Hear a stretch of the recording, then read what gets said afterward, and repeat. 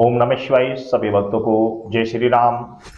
महाशिवरात्रि पर एक ही रात्रि में सिद्धि कैसे की जाती है, इस विषय में मैंने पहले वीडियो बनाई थी, लेकिन कुछ भक्तों की कमेंट्स आ रही थी कि हम माता महाकाली की सिद्धि एक ही रात्रि में कैसे कर सकते हैं, भैरव बाबा की कैसे करते हैं, हनुमान जी की कैसे कर सकते हैं, कर्ण पिशाचनी की कैसे कर सकते हैं। तो सभी सिद्धियों के विषय में आज मैं बता दे रहा हूँ कि शिवरात्रि पर एक ही रात्रि में सिद्धि कैसे की जाती है। और जो मैं आपको बात बता रहा हूँ ये वेरी इंपॉर्टेंट विषय है और ऐसा होता भी है। ऐसा होता ही थी श्रद्धा विश्वास के साथ भगवान शिव का जो महादिन होता है महाशिवरात्रि, यदि उस दिन आप भक्ति भाव से किसी साधना को करते हैं तो एक ही रात्रि में वह साधना सफल हो जाती है। चाहे माता महाकाली की कर रहे हो या आप किसी भी देवता की कर रहे हो या भगवान शिव के या माता पार्वती की या माँ भगवती की, किसी की भी आप साधना करें तो वह एक ही रात्रि में सफल हो जाती है। कारण कि देवादिदेव महादेव की ये प्रिय रात्रि होती है और सभी व्रतों में शिवरात्रि व्रत महाव्रत माना जाता है। इस एक दिन के व्रत में या एक दिन के जाप किया गया जाप एक वर्ष के बराबर होता है।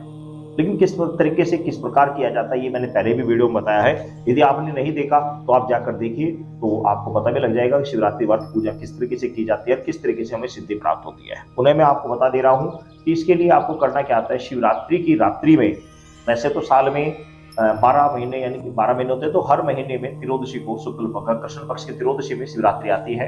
तो आप किसी भी महीने की शिवरात्रि में इस कार्य को कर सकते हैं, किंतु महाशिवरात्रि और श्रावण मास की शिवरात्रि विशेषत इसके लिए बड़ी शुभ मानी जाती है। तो इस शिवरात्रि में आप पूजन का सभी सामान आप जुटा लीजिए। उसमें मैं मुख्यतः आपको शॉर्ट में थोड़ा थोड़ा बता दे रहा हूँ, जिसमें आपको जल चाहिएगा, गंगा जल चाहिएगा, दूध। पहले आप जल से स्नान करें शिवलिंग को, फिर गंगा जल से स्नान करें, उसके बाद दूध से, फिर दही से, फिर आप घी से, फिर आप मधु से यानी शहद से, उसके बाद सकरा से। पंचामृत से स्नान करने के बाद शिवलिंग को अच्छी तरीके से साफ कर पहुंच कर चंदन से आप तिलक करें। उसके बाद बेलपत्र चढ़ाए, भांग पत्र चढ़ाए, पुष्प चढ़ाए, ऋतु फल चढ़ाए और धूप दीप जलाकर आप भगवान शिव के सामने दक्षिणा समर्पित करने के बाद भगवान शिव के पंचाक्षरी मंत्र ओम नमः शिवाय का मंत्र यथाशक्ति जाप करें। तो ये आपने प्रथम पैर की पूजा में इस प्रकार किया जाता है। रात्रि में शिवरात्रि में 4 पैर की पूजा होती है। तकरीबन 6 बजे से 9 बजे तक पहला पैर, फिर 9 बजे से 12 बजे तक दूसरा पैर, 12 बजे से 3 बजे तक तीसरा पैर और 3 बजे से 6 बजे तक चौथा पैर। इसमें थोड़ा बहुत आगे पीछे हो जाता है टाइम, वो आप नेट से आप चेक कर लेना। तो इस तरीके से आप जैसे पैर प्रारंभ हो आप इस प्रकार पूजा करें। उसके बाद में आपने जिस भी मंत्र की या जिस भी देवता की आपको सिद्धि करनी है उनका कोई मंत्र आपने लिया हुआ है, उस मंत्र का आपने तब तक जाप करना होता है जब तक कि अगला दूसरा पैर शुरू नहीं हो जाता। पहले पैर में आपने पूजा की, पूजा करने बाद आपने थोड़ी देर तक भगवान शिव के मंत्रों का जाप किया, ओम नमः शिवाय मंत्र का। उसके बाद में आपने जिस देवता की सिद्धि करनी है उस मंत्र को आप जाप करना प्रारंभ कर दें।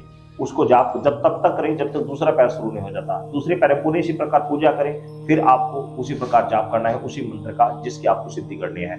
फिर तीसरे पैर में इसी प्रकार करें, फिर चौथे पैर में इसी प्रकार करें। तो इस प्रकार पूरी रात जाप किया जाता है। बीच में जब जब पैर शुरू होता है उसी समय भगवान शिव की पूजा करनी, ओम नमः शिवाय मंत्र का जाप करना, उसके बाद केवल कंटिन्यू उसी मंत्र का जाप करना जिस भी देवता की आपको सिद्धि करनी है। तो ये शिवरात्रि की एक ही रात में सिद्धि करने का बिल्कुल सफल प्रयोग है।